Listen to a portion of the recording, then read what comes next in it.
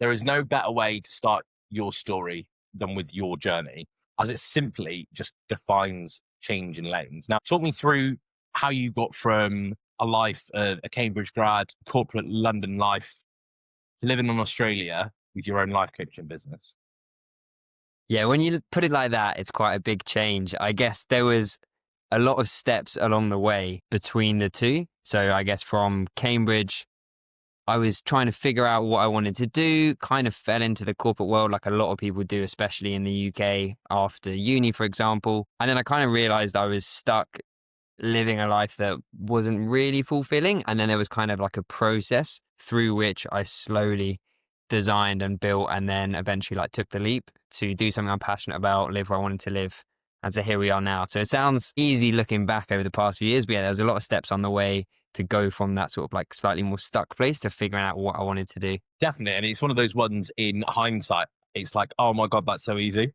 But it's in that like nitty gritty day to day where you're like, oh my God, like there's so much self doubt, you're questioning everything. Like I know for me, when I went through like a big kind of lane change in my life, I was sat there, I focused on everything that wasn't right, what I didn't like, what wasn't working, why it was taking so slow. Yeah. So let's kind of go back to so talk to me about getting to Cambridge. Feel free to give any like context around that. Because I think that's kind of quite a defining point at the start of your journey as we kind of like move through. So do you want to talk to me a little bit about that?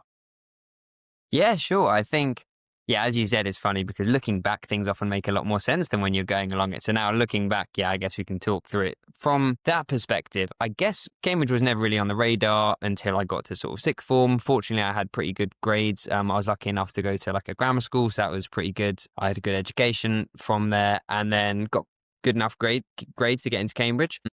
We thought about it before, but it looked pretty cool. I went up one day to check it out with my school and yeah, obviously it's a great education. So fortunately got the grades. I actually studied my worst subject at school, geography. It was just the one I found most interesting. So which kind of starts to tell you a little bit how I was ever so slightly starting to push against the grain. But I think that for a lot of people, especially in the UK, there is this kind of like conveyor belt that is very easy to go down, where at school is focuses on getting good grades so you can go to a good uni, do well at uni so you can get a good job. So there wasn't much decision making that went into that other than, oh, this is quite a good uni, let's go for that. Unfortunately, I did get in. So that was kind of just part of that conveyor belt that I was sort of on at the time. Yeah, amazing. So I think the thing that I want to dig into that is, and it's a common theme, is you said going against the grain. Where do you think that comes from? I think I always had some kind of desire to do what I enjoy and what I loved.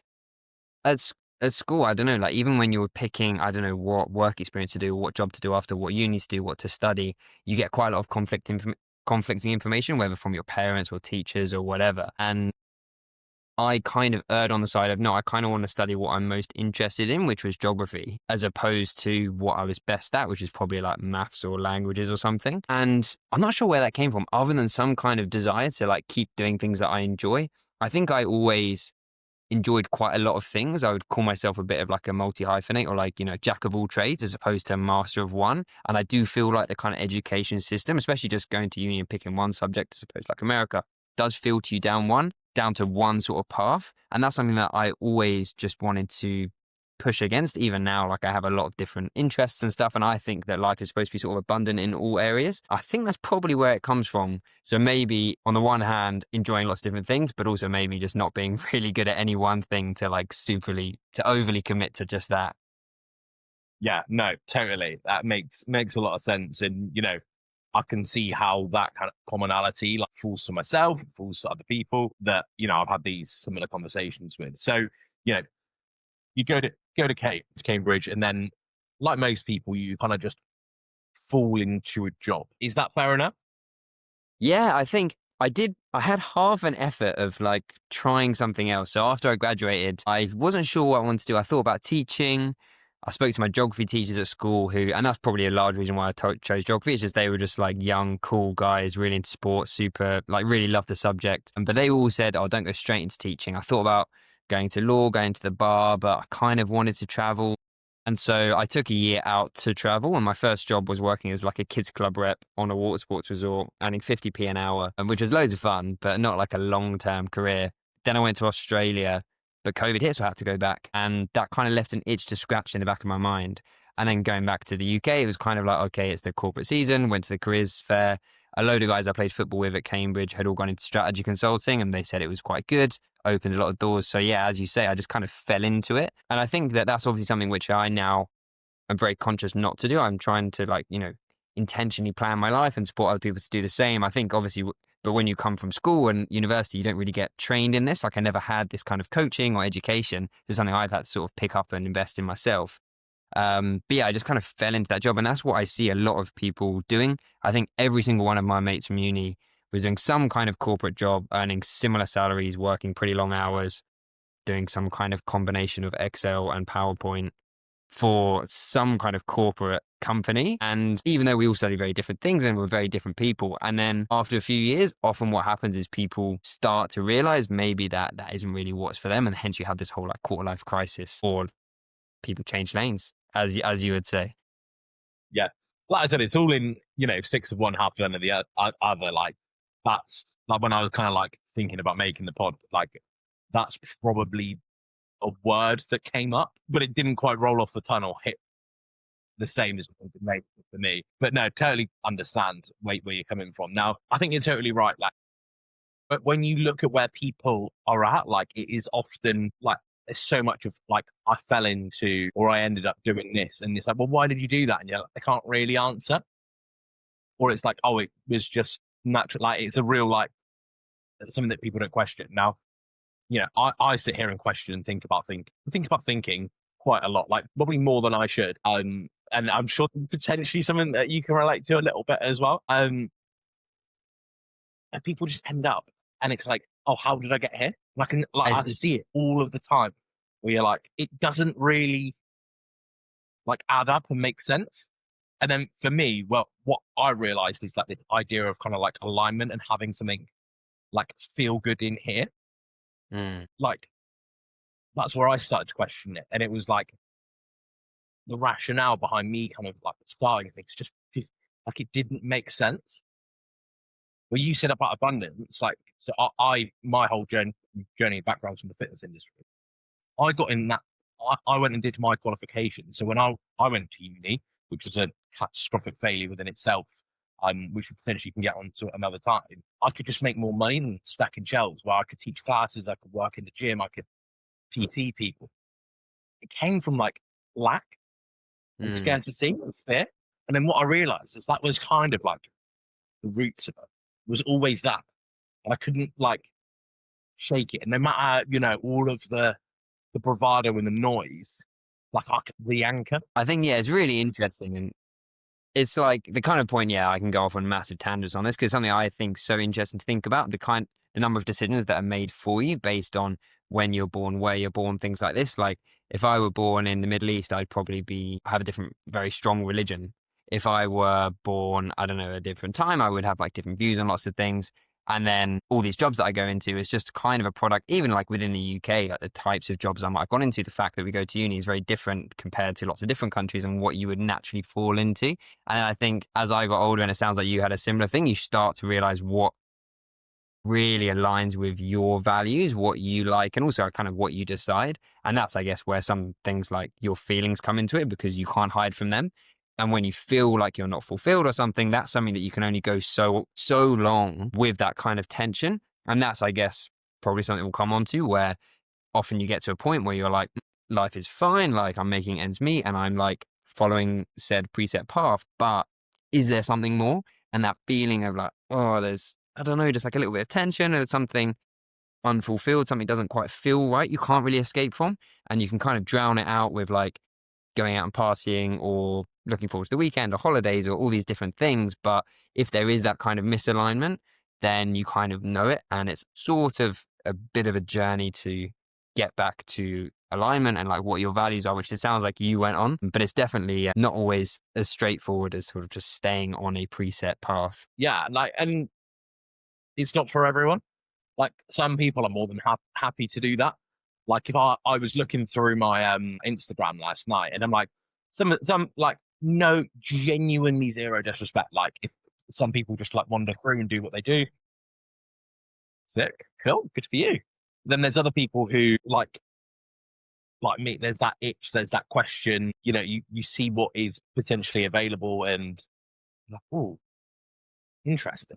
And start to question. Now, kind of moving on from that point there with yourself is you mention a lot in your content about a 7 out of 10 life, you know, and that kind of incorporates the whole like idea of like the corporate ladder and you have that steady progression, steady salary, and you've got a lot of certainty about time off, and no matter like you can have a dreadful month and still get paid exactly the same last working day or the last working Friday of the month. So naturally, there's like a point where you start to like doubt the journey. Those thoughts become something that's unignorable.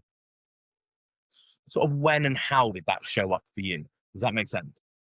Absolutely. I think, yeah. And one reason I was going to mention this actually, that I use that idea of like rating your life as 7 out of 10 is because everyone's definition of a 10 out of 10 is different. For some people, that corporate job is their 10 out of 10. They absolutely love it. Obviously, for other people, they absolutely hate it. It's like a 1 out of 10. But you always know what feels right to you and what a 10 out of 10 looks like. So for me, I was definitely in that sort of region beta paradox that I talk about, where life was at a 7 out of 10, where I didn't like massively hate my job, which actually makes it trickier. I quite enjoyed it. There were like nice young people around. It was kind of intellectually stimulating. It paid me well enough so I could go out to restaurants from time to time, go on holiday.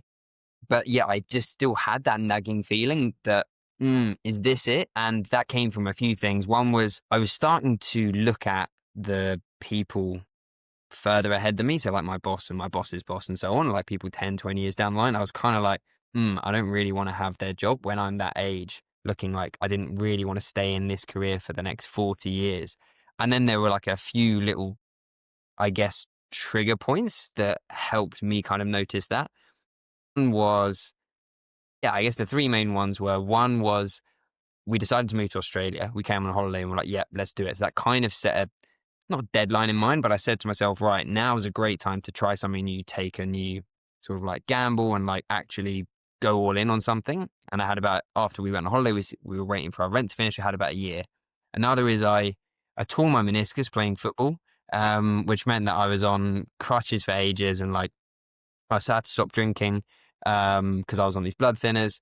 And that gave me like a lot more time when I wasn't like exercising and I also wasn't hungover to think. And that's when I realized, as I said, don't really want my boss's job in however many years. I realized I wasn't getting any younger and like people were starting to get married and have kids. And I was like, I've always been like, one day I want to look my kids in the eye and be proud of what I'm doing. And then as part of that journey, I then like invested in like coaching myself and like learned a lot of these things and realized that I was stuck in this sort of like 7 out of 10 space.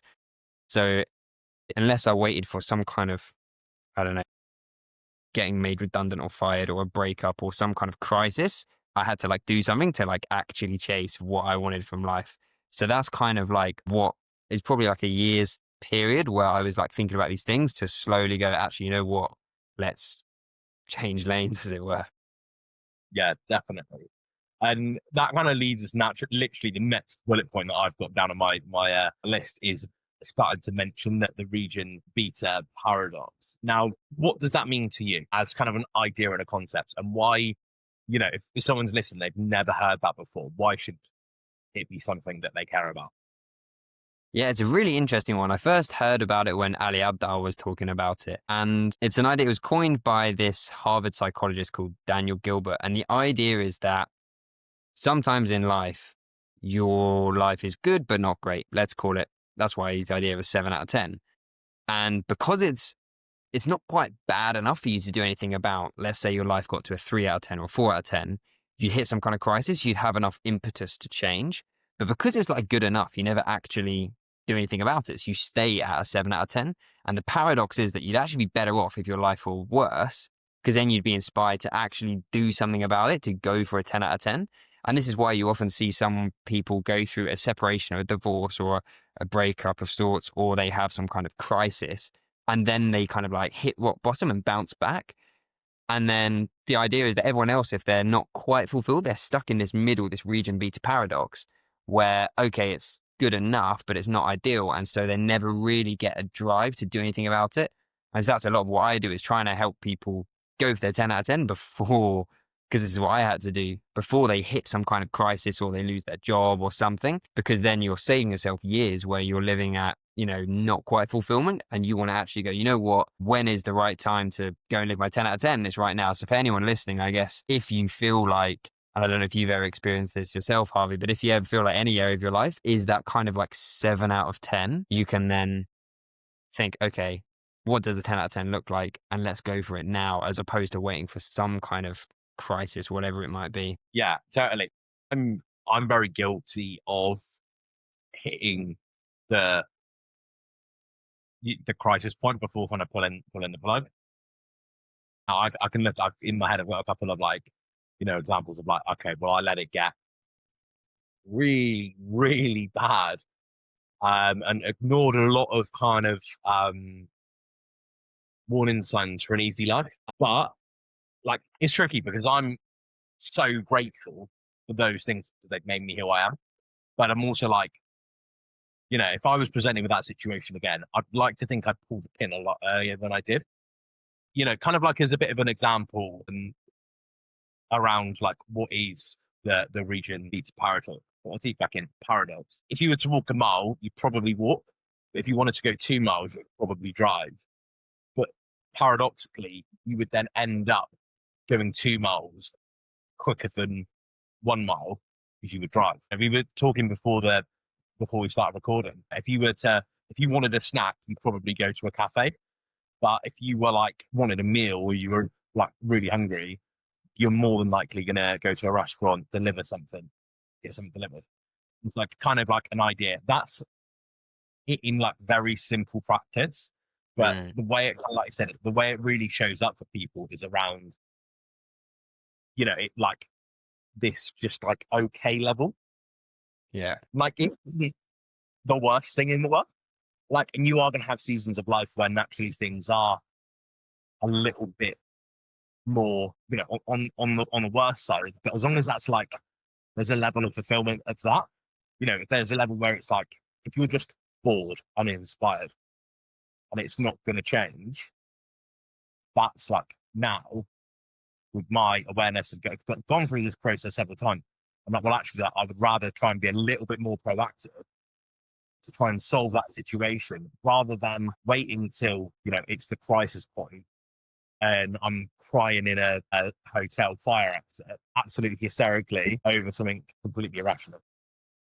Absolutely. And that's the thing. You could do it for your life as a whole or just like a certain area, because I think it's almost such a shame that so many people say if you had to rate your life, it would be like a 7, max an 8 out of 10. Like, as you look at your life as a whole, and it's like, hold on, what am I waiting for me to actually go for the life I want? But then in any given area, you can think of it as like, your physical health, people wait for some kind of shock from the doctors, or like the favorite outfit doesn't fit. And then it's like, oh, wow, this is your like kind of like you hit some kind of moment, and then that's the trigger point. Or with mental health or so on. And this is where, or with your job, you get made redundant or you get fired or you realize you have some horrendous like breakdown or something.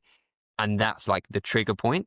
But actually, and this is, as you were saying, it sounds like you're quite self-aware of this, but the antidote to that is then proactively having these checks. And it's hard because like you never have as much impetus. And that's why you have to really consciously, proactively have these kind of like checks on yourself of like, okay, where am I at now? What kind of seasons might I want to be focusing on? This is something Sale Bloom talks about quite a lot. The idea of, okay, maybe you're not focusing on 10 out of 10 in everywhere at all times, but like, where do you want to focus?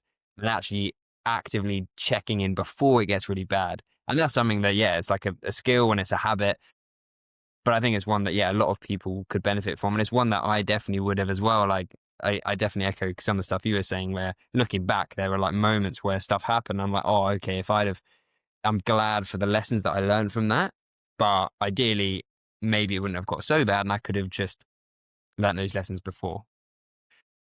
At the end, if you can get there, as long as you're being like self-aware enough and like reflecting on these things, then I think that you can do it. But as you said, I think it's something that's so common for so many people, especially in our sort of like to late 20s and mid 30s as people are kind of figuring this out and a lot of stuff changes. Yeah, totally. And I think there is that kind of point where, that mid-20s point where people do start to develop a lot of self-awareness, or things happen. I know, one of my more recent ones of these as such has been around was around like work and career. And I got to a point where I'm like, I cannot think of anything worse. And it was horrendous. But like, if I looked back, I'm like, I ignored that for a good 6 months beforehand. There were several things that happened, but I'm like, I always knew that. And I think just generally in the fitness industry, I personally believe it is something that does have an expiry date. Like, you just need to be aware that like this is just going to come to an end at some point, and that's my opinion. Unless it's something that you're incredibly passionate about, like there is just a natural point where you're like, oh, can't not. I guess it's I can't be bothered with it anymore. Like, that's not something that I like. Like, when I know, like, that's a trick. That's something when I can hear myself saying, oh, I can't be bothered. I can't be bothered. I can't be bothered. Like, that's now for me when like alarm bells start to ring. Of like, right, something's not right. That, And that inner voice you're saying is really interesting if you can listen into that. Whether it's you just saying something like, oh, anything that doesn't really align with who you are or who you want to be. For example, I can't be bothered, or like, I don't care if this, that, or the other, I wish, or if you're being envious of other people that have a life which looks more like the 10 you have. All these little feelings that you notice are like these little signals. Looking back, it makes a lot of sense, but at the time, it's so easy to like ignore unless you're like actively checking in. yeah, definitely. And I think that a big part of the challenge is like, do you genuine like? For me, I used to be so envious of people's lives, but now I'm like, honestly, can think of anything worse. Genuine, like, that's not. It sounds like it sounds shit. Like, it sounds shit to say, but for me, I'm like, I honestly couldn't think of anything worse. Of like, getting up at stupid o'clock in the morning, you been like being rushed off my feet with work that I actually would have hated to do. I got to certain points in my business, and it was almost like a level of like self-sabotage, because I was like, I actually don't want to do this. Yeah. Like, I enjoy the building and the process, but I hate the fulfillment. Like, that's what I learned, and that's like, for me, that was such a hard pill to swallow. It's such a hard pill to swallow. And like, when you do like having this self-awareness, having this introspection, listening to your intuition, sometimes it's not what you want to hear, because I didn't want to hear that. Yeah. Like, and I'm like, well, my life for the last 5 years, 6 years has been a lie. Well, it hasn't. Like, it's just run its course, and actually, it's on me to have left it for some. Does that make And I sense? think absolutely. And I think that what you've done there, which is really good, is you've kind of like tuned into how you're feeling, which, as I said before, you can't kind of hide from. And also like where your sort of energy is, what's giving you energy, what's leaving you drained of energy. And it sounds like for you, yeah, it was that sort of like got to a point where the fulfillment was actually not making you feel good, was draining your energy. Even now, the kind of people that you in the past would have been envious of their lives, you're no longer. And I actually think that envy can be a great thing in that regard, where you look at someone and as like a kind of one of those little signals, where if you see someone, you're like, oh, I'm kind of envious of them. Then you go, okay, why are you envious of that? If it's like something you want to aspire to, that's fantastic. And then what's that gap? Because often it's actually something you want, but for some reason your actions aren't aligning. And therefore you feel a bit envious, as opposed to looking at, I don't know, like a mentor or coach or someone who's just doing exactly what you're doing in like a year or two's time. You're like, awesome, hopefully I'll be there, I can learn from them. But if that kind of envy creeps in when it's someone doing something completely different and you aren't letting yourself actually listen to what you want, and that's why you get that tension, which is why it can be such a powerful like indicator. Yeah, totally. And that, I could like situations so differently now. Like, I could look at someone like yourself, who's lots of travel, living it in Australia, doing something that you're really passionate about. Like, something I love about you is you've got your fingers in a lot of different pies, lots of hobbies, lots of interests, lots of stuff that you do. Like, and I've realized that I'm like that. Like, I was like, I have to just focus on this thing.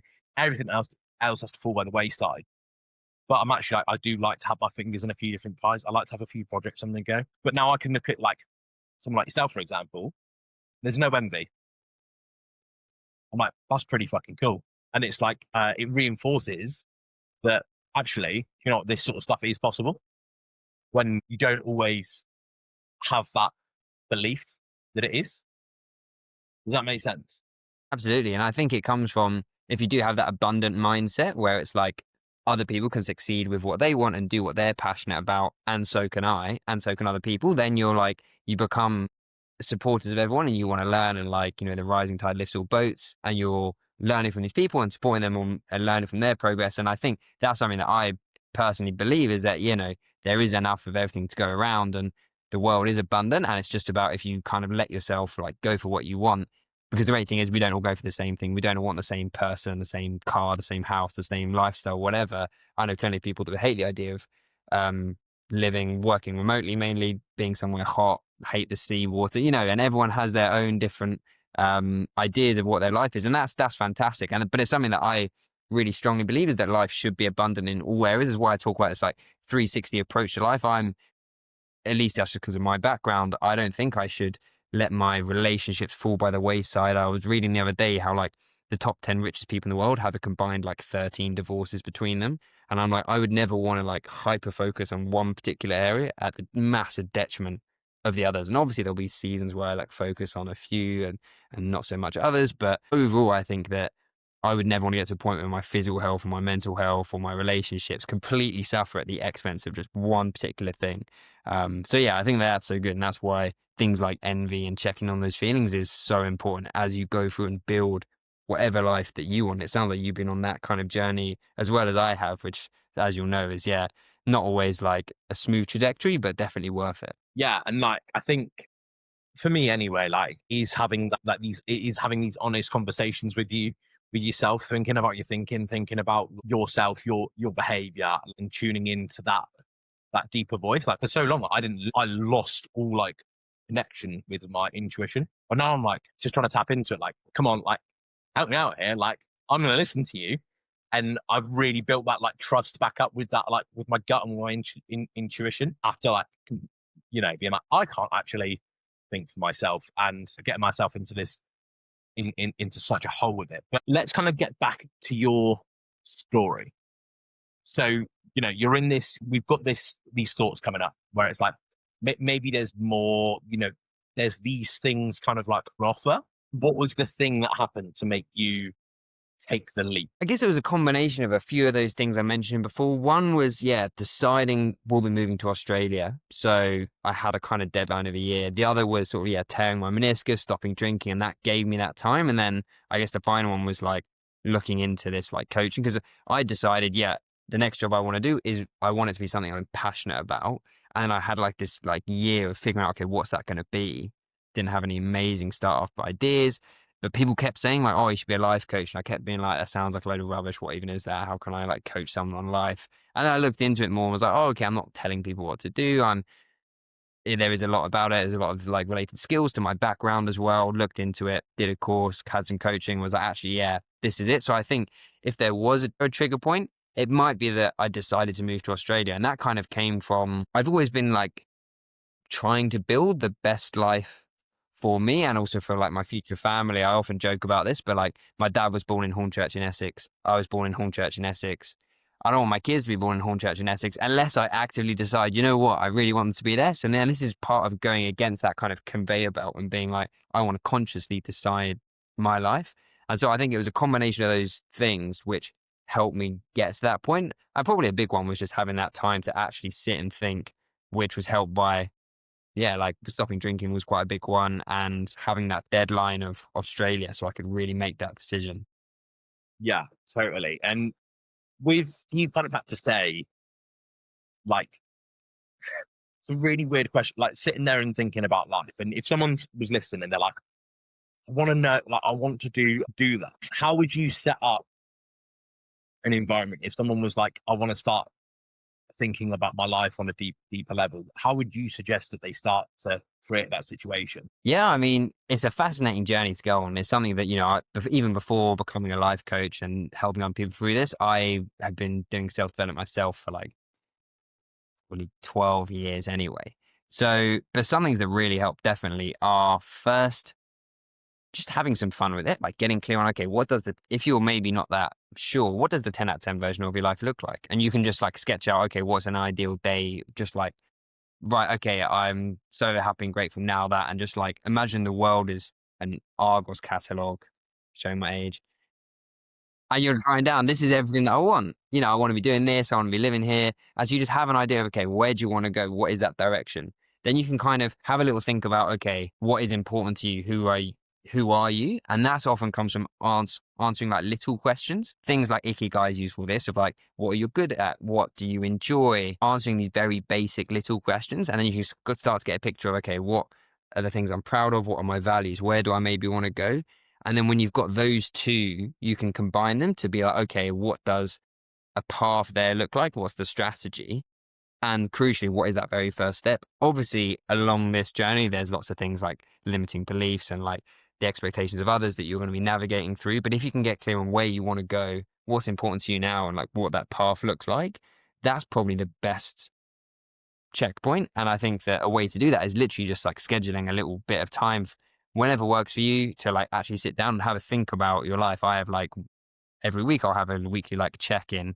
Probably takes like 20 minutes to like set myself up for my week and stuff, but it's every time I'm like, is this really like worth it? But like is genuinely the biggest ROI time use of my time every single week. So yeah. Amazing. Like, and is that when you say you do that sort of like review and planning of the week? Is that the stuff that you often like share on your story? Yeah, so exactly that. So yeah, every Sunday I'll just go through and be like, okay, what what have been like the biggest wins? I normally like split my life by the different sort of areas or roles. What have been the biggest wins in each area? It's great to like reflect on wins because that gives you like confidence and shows you what is important to you. And then I'll be like, okay, what are my goals for next week? And by the way I do that is like, what would I love to have achieved by this time next week? And I'm tying that in with the goals I set at the start of the year for the year. Like, how can I move towards them? And also just what would I love to have achieved? And then I'll just schedule them in. That's pretty crucial. And then I'll share them on my story for a bit of accountability and also just to help people being like, okay, this is how you might want to do it. And you can just start as simply as like, what is one or two things I want to have achieved by the end of the week? When are you going to do them? And then slowly 4 weeks go by and you've actually made a lot of progress on building that business, learning that language, going to the gym, whatever it is that you kind of said you wanted to do, but you never actually get the time to. So that's like a really powerful thing. And then on broader terms, that's why I'll then have a monthly check-in with my girlfriend, our relationship, quarterly and annual reviews on my goals and all these things. Yeah, I think that that's so useful. And it's the kind of thing that businesses do all the time because my background's in like strategy consulting, strategy in corporates. And you do that if you want to hit a certain revenue goal, you'll have all these checkpoints and you'll do reviews and blah, blah, blah. And then the idea of people doing it for their personal goals sounds like bonkers. But to me, it just makes perfect sense. And that's why I kind of do all this. Yeah, totally. And do you know what? That's something that's actually come up a lot in this sort of like series and block of the podcast is like there is so many indicators of like stuff that works. You know, everyone's like, oh, it's quarterly review and planning at work. Boring.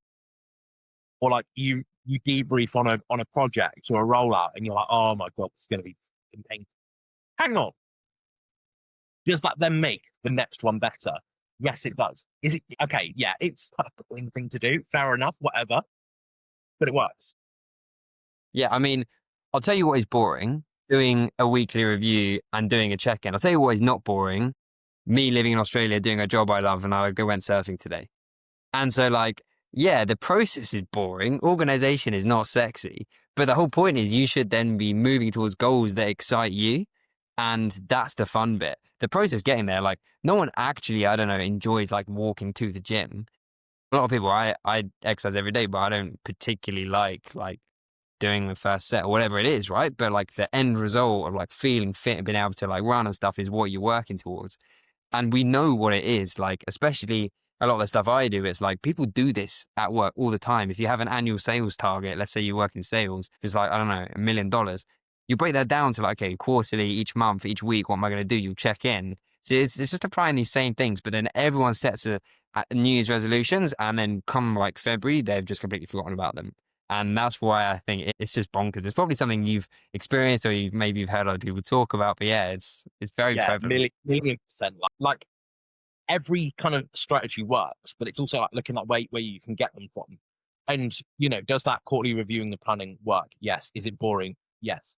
But like actually the outcome, like when you put it in the context of like, me and my colleagues are making someone else rich, that's pretty boring, pretty shit. But when it's like actually putting it in the context of your life, what you truly give a shit about, stuff that kind of like moves you and make like really kind of gets you going, like it's almost like a piece of, it's just it just makes so much sense. Like, and something that I've taken a lot from is like I'm like I love sports. I work in professional sport. Like it is something that I love. A lot of these people at the top of their game. But then I'm thinking, like, what can I take away? Yeah. Like, what are they doing that works? Probably not a great example at the moment. You're a massive West Ham fan. Is there something that the coach keeps saying when the team's winning? Team doesn't win very often. Yeah, not a great example. Not a great example, but when say your team's doing well, like Yeah, is yeah, there some potential, even if it's just a phrase, like one that yeah. I'm loving, and it's a massive contradiction and a paradox. Then what I'm realizing is that I'm a massive contradiction and paradox. Like Mm. shows life and people are, but they don't embrace like the duality and like these paradox, like these two things go together, but they don't make sense. So for me at the moment is like day to day, never too high, never too low. Reset every week, every day. Like if something happens, it's just kind of like let's just drop it. Like if it is big, traumatic, or there's some lessons in it, it's giving it the time that it needs. Drop it and move Mm. on. Never too hard. We just reset in this almost constant reset cycle. Then it's not too like I used to get so like carried away after one little win, after one little bit of Mm. process, and just run and run and run and run and run, get way too overexcited. But now I'm just like, okay, you know, like there's this general ceiling here, and there's this general ceiling here. Because I never want to experience, life's biggest highs. Quite the opposite. I want to be a rangy person. I want to be able to like, do and feel a lot and be a lot of things to a lot of people. But I'm also like, I know that most days my operating window is here. Yeah. And these extreme emotions, like I don't perform well, but when I bring myself in here and everything focus on, slow is steady, steady is smooth, smooth is fast. Like I just want everything now, but I'm like, actually, I'm just focused on, almost being intentionally slow, but it's made my life so much better. Nice. And I think that's the thing. It sounds like you've done, yeah, as we were saying, your own little personal check-ins and stuff to find what works for you and get that sort of like Yeah, range. definitely. And that's why I think that sort of like self-reflection is so key. And whether it's comes from like sort of mindfulness or just being like, oh, actually, and that's why I think checking in, okay, what's gone well? What can I work on? Having that balance helps so much. So you don't get, I don't know, one way you get too excited with one particular thing, or if things you can't control, like come and like knock you for six, then it's not like the end of the world, right? And it's having that balance, which is basically, yeah, what makes these things sustainable. Because otherwise, if you get too excited or you burn out or you get too depressed, then this is like sort of like shooting star. It's going to burn out and end. And I want to keep growing in all these areas for like all of my life. And I find them like enjoyable and stuff. And so that's why I think, okay, you want to make sure you have systems in place that support you in the long term. And it sounds like you've got that where you're like, actually, this is where I operate best. So I'll keep myself going like that. And then I won't have this kind of like, sprint and burnout kind of like thing where actually I get too excited and doesn't work. So that's fantastic. Lovely stuff. So we've mentioned it a lot already, but you say about this 7 out of 10 life. What do you believe is in the gap between 7 and 10? Interesting. I think the first thing to do is, yeah, define 10, because then you realize that you're at 7. And then what is kind of like in the gap is normally a few things. The first is going to be the belief around whether you can actually get the 10, whether it's right for you. And that's where things like limiting beliefs come in. For example, I don't know, this is what my level of like physical health or my work looks like. I'm at a 7, but surely I could never get to a 10 because da da da.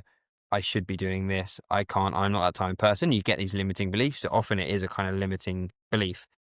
If it's not that, it might well be that you haven't sort of like dedicated time to prioritize it and actually make that roadmap and take that step. Because often I find that, I don't know, there's enough information out there, right?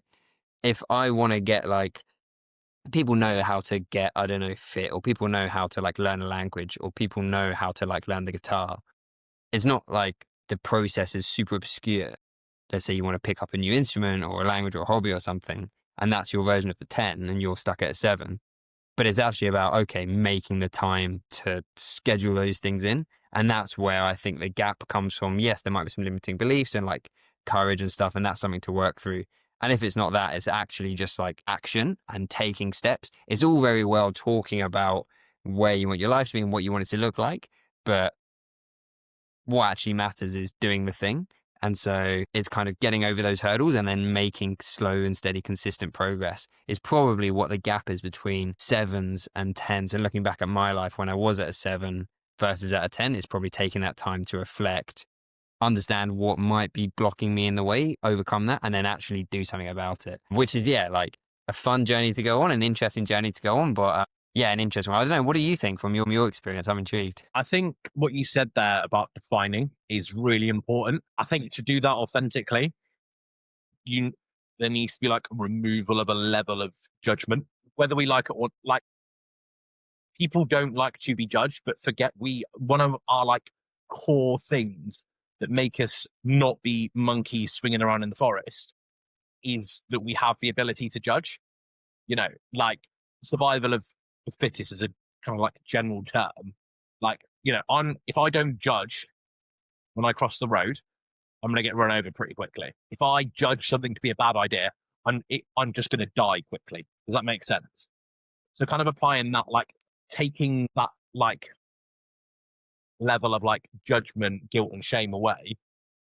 Like if I was completely free or had a magic wand, what would I want? And this is the fun the fun exercise we're talking about. We're like, treat the universe as your catalog, like aim high first. And if there are these like blockers in the way, just at least bring them to light and awareness, because it might be they're a useful heuristic, right? As you say, like, ostracization was like literally life or death back in the day when we were sort of like nomadic and like hundreds of thousands of years ago with our ancestors, because you had to, get on well with the tribe to survive and so on and so forth. But now you can kind of recognize, okay, which of these are just like things I've learned from society or expectations that I've got from social media or from other people, which I don't really believe, and which of these are actually like, yeah, I can kind of stand by that and I value that, and I don't want to, I don't know, just like steal someone else's car because I want a car. Yeah, actually, that's something I do agree with, as opposed to, actually, you know what, maybe this is a limiting belief. Yeah, totally. And I think what you said in there as well is about this, like, yeah, there is limiting beliefs. And don't get me wrong, I've been there, got the t-shirt. And I think we all have a level of limiting belief somewhere. Like someone says, I don't have a limiting belief. I'm like, I'm calling bullshit on them. I don't believe it's true. Like you are going to have a level of limiting belief somewhere in your life, whether you like it or not. So, but then it's almost like, what's the other side of that coin? Like, I can't believe this. I can't believe this. I can't do this. Like, I can't do it. Okay, but what's the other side of that coin? Like, because you're thinking about it. Like, so there has to be a level of belief. And, like, it's almost going in within and like, well, where do I believe it's true? Where do I believe, like, can I see that and can I believe it and can I hold it? This is an idea that I'm still like kind of like forming and trying to like verbalize in my head.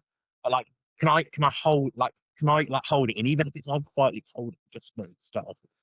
And like, can I if I want to close my eyes, can I see it happening? And like having that ability to be like, well, actually, like I do. You almost then like nurture that thought. It's like a little baby, and that you're like, well, I need to feed it. I need to put it down for a nap. I need to burp it. I need to change its nappy. Like you need to like nurture and look after that thought and that belief to kind of build it up into something that's a little bit more robust. Because we're all going to have things that we're like these beliefs around, like these thoughts or these desires are so like we're deep within us, but we haven't like we're not ready to show them to the world.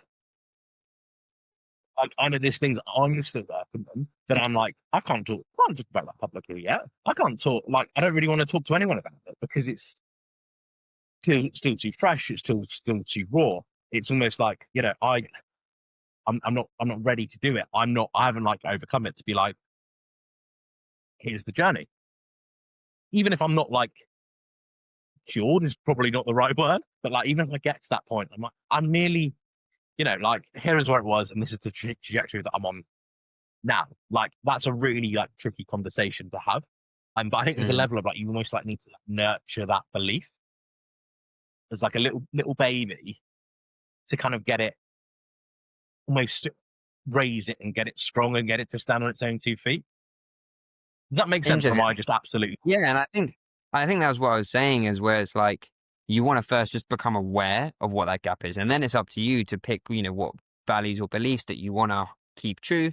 And yeah, for sure, some of them you might be able to like flip them or change them or change these beliefs or switch them to slightly more empowering beliefs. Even if you can't, you might just be able to work with them. For example, if you're a people pleaser, you don't want to let other people's down. Cool, use that for accountability. And if you want to go to a gym, book a gym class with someone else because hey, you're people pleaser, you don't want to let someone down, right? So you can use these things to your advantage, and it just comes from like knowing how you weaponize? operate, what works for you, because different things work for different people, and you can then choose what kind of like aligns with you and really resonates with you, and what you want to let go as you start to like build your ideal life, the ideal version of you. And we all have our own like histories and backgrounds and belief systems and all these things, right? And it's just about, and that's why I think that recognizing it, and as you say, you can then, if you need to sort of like hold it, work for it, sit with it, like make sure it works for you, and you build whatever systems in place that you want, which itself is like such an interesting journey to go on. Yeah, definitely. And I think that the like having like the system support, like actually give yourself a little bit of help here. Let's put something in place to actually help you instead of like constantly, beating yourself up, beating yourself down. I'm this, I'm that. Like give yourself a fighting challenge. And that's where like these sort of systems and questions and having this, quiet into introspection with yourself is so valuable. Mindful of time, so I know that you've got to go and so by. Next kind of question that I wanted to move on to was, so I saw one of your videos the other day that I absolutely loved. And you posed the question of how much are you looking forward to Tuesday? Ironic that we're filming on this on a Tuesday. And I'm going to read you the following quote from your video. Life isn't the highlights, the holidays, the weekends, the weddings, the Saturday nights. Life is basically Tuesdays. Tell me why you think that's so important. Interesting. I actually remember thinking about that because I was on a walk with my dad when I was back in Essex, and we were chatting about his work, and I said to him something like, "Well, life is basically Tuesdays," and I was like, that's kind of interesting. And I think when you look at it, the weekends, and this is when I was doing a corporate job, and a lot of my friends that I recognize, people live for the weekends often, but that's like 30% of your time. Even like, where did a weekend come from? From religion, we had the day of the Sabbath, where we had a day of rest, and then there was this sort of like Saint Monday, for basically when people hung. And Henry Ford added a 5-day working week so people could refresh and like spend time buying his cars. Then there was the Great Depression, so like Boots added in the weekend. So it's all just like a social construct, this idea of 5 versus 2. And that's something that I kind of have tried to move away from. And as part of this journey is, instead of having a life that you don't really like, and then you have a life that you love and you look forward to, and you squeeze it into 2 days, like why should we subscribe to that when, living for only 30% of the time? Most of your life literally is the day to day. And just statistically, that's not a claim. Like it literally is, like most of life is the weekdays. And there's a great book, Oliver Berkman talks about 4,000 weeks, which is the average human lifespan. You might have seen that chart of like, this is your life in weeks. And this is just like, you know, we all know this. That's what like Heidegger, the German philosopher, talks about. Like the essence of being human is knowing that your life is finite. And this is something I reflect on a lot because I'm often thinking like, okay, I've got this one life. I assume I'm going to live to like 80 or whatever life expectancy is. One day I want to, let's say, be a dad and be doing something that I'm proud of and I can set a good example for my children, but also for myself and like that younger version of me to look at, okay, I love what you're doing on Tuesdays. And so I think that it's so important to do something where you are like giving your best shot at being the person that you want to be every day. And I think it's just such a stark realization when I went from a situation from not really loving what I was doing Monday to Thursday, Friday's a bit in the middle, and then like you love the weekend. And so I just think that purely from a numbers perspective, if you want to enjoy your life, the best way to do that is make sure that most of the time, what you're doing Monday to Friday, you're enjoying. Doing a Monday to Friday job, it might mean doing something you kind of do a bit every day. It might mean making sure you're doing a job that you love. But yeah, I just think that purely statistically, that if you want to enjoy your life, you want to make sure you enjoy what you're doing most of the time, which is your job. Yeah, totally. And I think like I don't think I don't want to get it like confused. Like you do need to go to work and you do need to go and earn money. Like that is a big part of life. But I think the other thing that we just like I don't like that's not what I'm saying. And you don't have to hate it. But it's also like you look at the waking hours of the day, like it's like adding living to life. And there is two 5 to not like, yeah, we've got 9 to 5. We do have two 5 to 9s. Yeah. I'm not saying that that's you suddenly have to get up at 5 a.m. That's far from it. Like that's a life that's not for many people, which is cool, whatever. But like, you have got that time before work and you have got that time after work. And it's so easy. And I'm so guilty of this. And it's something that I'm like hyper aware of. And I get pissed off when I'm doing it. Like if I notice myself like doing it any more than I would potentially like to, it's like, it's so easy to just get up, go on your phone, and you almost go in like this, like potentially negative autopilot. Mm. And you just like spend, you get ready for work, you leave it as to do it in a small amount of time as possible. And then you go to work and then you come home and then you do this and you do, and you end up just sitting from, have your dinner and you sit and watch TV till 10, 11 o'clock at night. You look at your phone for a bit and then you go to bed and then you do it again and you do it again and you do it again. Like it's almost like zombie mode, like using that to be like, well, what can I do? Like this is me using my earlier 5 to 9 in the day.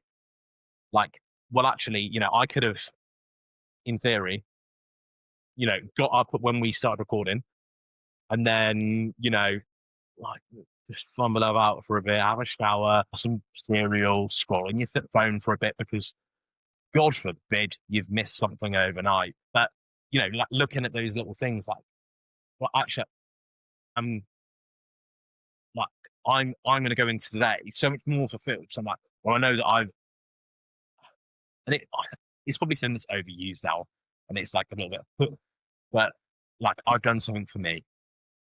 Mm. I think that's just completely oversaid now.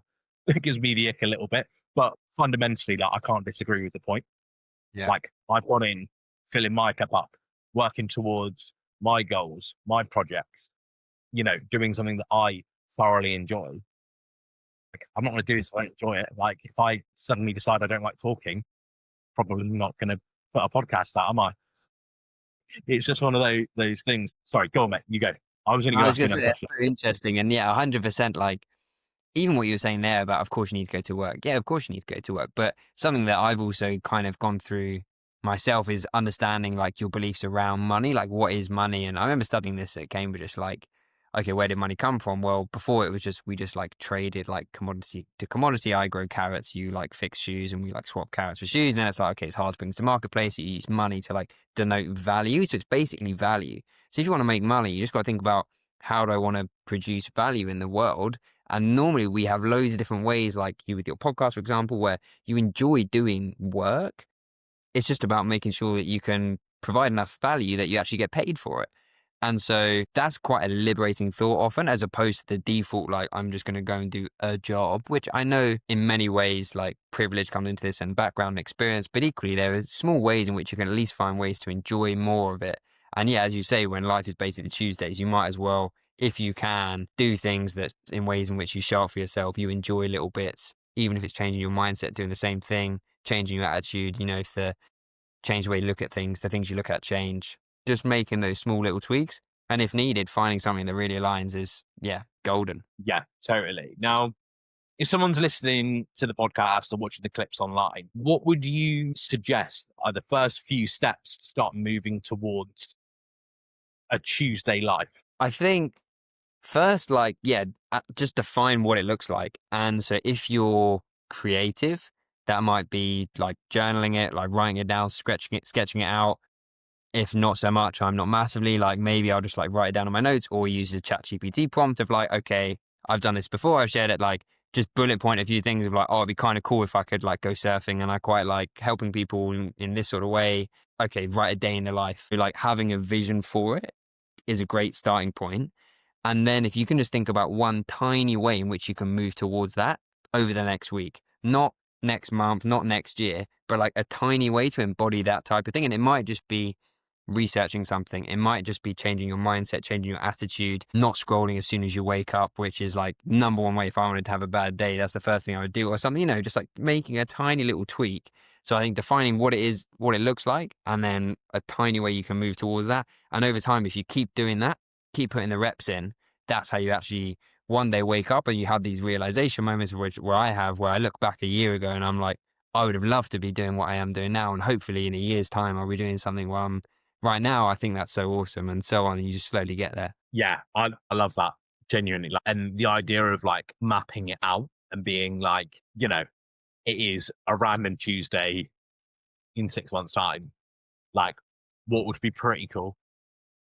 And then you're going about like filling the gaps. Like you said earlier about playing the guitar. Let's just use that as a bit of a random example. Like, okay, well, let's say that's my goal, and I decide actually, do you know what? When I come home from work, I'd love to like like play on the guitar or like learn some chords and start putting them together or whatever. Okay, cool. So what's the first step of that? Well, actually, what if I like went and brought the guitar? Like that's a very, very good first step. And it's Yeah. like, and one of my friends, shout out Ollie, and I've mentioned it loads because I think it's a really cool idea. And he calls it just like the buying the trainers theory. If, buying a pair of trainers or whatever, just use a trainer as an example. And if that's what it takes for you to start going to the gym, perfect. But we can apply that to any area of your life. For me, if I'm like, well, actually, I really want to start taking this seriously. Okay, well, what if I brought like a microphone or a better camera Yeah. or a new laptop? Like all of these things, in theory, are like the antidote to getting started. And I think Exactly. then And that's, as much as like having like, okay, this is like kind of like a marker in the future, but I would love like that. What that first step be? And that's the thing. So that's basically in my head, I would see that as almost just like accountability. If you book that ticket to run the marathon or the triathlon or whatever, you're signing yourself up to be like, okay, I'm going to do all the steps to make sure I can do it. So it's buying the ticket or buying the plane ticket or whatever it is that gets you there, buying the microphone. That can be that very first step on the journey to hold yourself accountable. Just like you can get accountability in other ways, telling someone, this is what my ideal choose in 6 months, it's going to hopefully look like this. Whether you post that, you tell someone close to you, and then you scale that back to today, you bought the trainers. Okay, tomorrow, what do you do? Just make it easy. This is just classic James Clear habit stuff. Like I play my guitar so much more now, I just put it next to my sofa. Like rather than, put it away in its case or something, just make it really easy. Get your clothes out the night before. And each time all you're doing is finding what is that little next step, making it easy. Suddenly, after a week, you bought the guitar, you put it next to your sofa, you've done 10 seconds of practice, you've done a minute of practice, you've done 5, 10 minutes of practice. That's more than you've done the whole of the past year. And you can apply that to languages, guitar, whatever it is. And slowly you'll find that it's little by little, one like travels far, as Tolkien said. And that's all you need to do. And this is where hopefully I find that people can get very overwhelmed. This is just classic procrastination antidotes, but like just make it smaller. If it still feels overwhelming, make it even smaller. Okay, don't even buy the guitar, research guitars and just make it small enough so you can actually make progress. And that's how, the big wins come. Yeah, totally. It was something I was contemplating the other day. Now, I would love to do like a Christmas special of the pod, but I'm like, because I've been in those situations where either you're traveling or you end up spending like a part of a day by yourself. Now, wouldn't it like I want to have something there to be like, look, here's this thing that is mildly entertaining and mentally stimulating, um, to be there should you need it. I had that idea when I was walking out of the gym. Now, I didn't have a time to kind of like sit there and really do it. But what I did was open up ChatGPT as I was walking across the car park to the gym. Basically, dictate, like, do a voice dictation to it to be like, "Hey, look, I've had this idea. Bullet point, bullet point, bullet point, bullet point. Like, what do you think? I'll come back to you later." Sent it, and then I'm like, "Oh, right, park that." And he's going, "Yes, get started with my day." And then it's something I can come back to later. And I've already made that start. So I know that I've not got to do that big, like, oh, how do I start? Like, what do I do? What do I think? And, I've got these like bullet points that I can then refer back to and be like, oh, well, that's like a really kind of like a simple next step. And the key thing there is like, you might have heard like your brain is designed to come up with ideas, not store them. So as soon as you have them, just make it easy, whether you're just noting that down on your phone or like in a notes or just like a voice note dictating to ChatGPT, just store that somewhere. You can come back to it later because you'll keep having these ideas. And often it is, so I'm going to talk about that default mode network, the shower effect, when you're walking, washing the dishes in the shower, that you get these ideas. So if you can just like, store them, and then that's the very first step, even if it's just writing it down, sending it to ChatGPT. Which and now also accountability telling me I'm looking forward to the Christmas special. Yeah, I've made a rod for the back now, haven't I? No, but then that's what it's all about. Final question. In a world where everything's a priority and you have like deadlines coming out of your ears, especially when it's like dictated to you, how do you, despite this, how do you prioritize the hobbies, the things for your mental health and physical health, despite all of that? I love the quote, like, show me your calendar and I'll tell you your priorities. This guy, Kevin Kelly, says it. And it's literally just like, as I said before, organization is not sexy.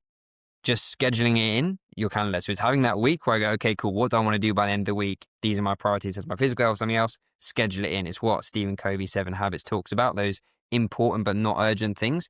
You can just kick the can down the road indefinitely. And hey, you've never learned the language, started the business, whatever. And if you treat it like that, it's never going to happen. Nothing's going to change. So literally having a tiny little bit of time per week to say, okay, what are my priorities in each of these areas? Having a small shortlist, nothing too big, maybe 1 or 2 things per area, schedule those in. That is like the best system. That's why these things don't go out of date. That's why so many people use it. Literally just have a very short list, make the first step small and schedule it in, and then you're on to a winner. Incredible. I think you've hit the nail on the head there. I don't have anything else to add to that. Thank you so much. I appreciate you. What is next for you? Next for me, I think, for now, continuing to build the business. When I first went all in, I told myself I'd give it 6 months to see what happened. It's been 6 months. It's gone well. So continue to build this. I want to help more people. I want to learn and invest myself and build, a better like program, improve the results of my clients, and overall just like have a bigger reach so I can actually like help a lot more young professionals live their 10 out of 10 life, such that in the future, people aren't always answering, how's life? Fine. Why have you done this? I'm too busy. Okay, actually helping people move their 10 out of 10. So at the moment, I've been able to help, like 30 clients this year. I want to be able to help more people. And that's something I'm super excited about. Now I've got over my little trial of the first 6 months. It's on to, cool, this is actually the business that I'm doing full time. So let's go. Incredible. Meg, it's been a pleasure. Thank you so much. Thank you so much for having me, Harvey.